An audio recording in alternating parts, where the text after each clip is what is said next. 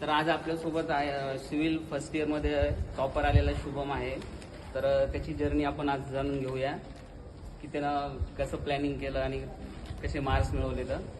तर शुभम, मला तू पहिले सांग की तू या कॉलेजमध्ये ॲडमिशन घेतलं तेव्हापासून तू आता टॉपरमध्ये आलेला आहे, तर त्याच्यासाठी तू काय केलेलं आहे?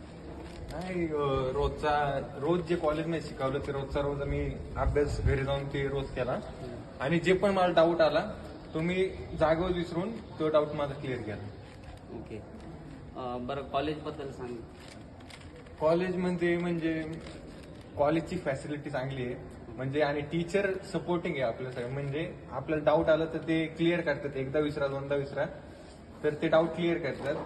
आणि काय मग सगळं. आणि आता जे मुलं आपल्याकडे येणार आहेत नवीन ऍडमिशन जे घेणार आहेत, हा. तर त्यांच्यासाठी काय सांगतो?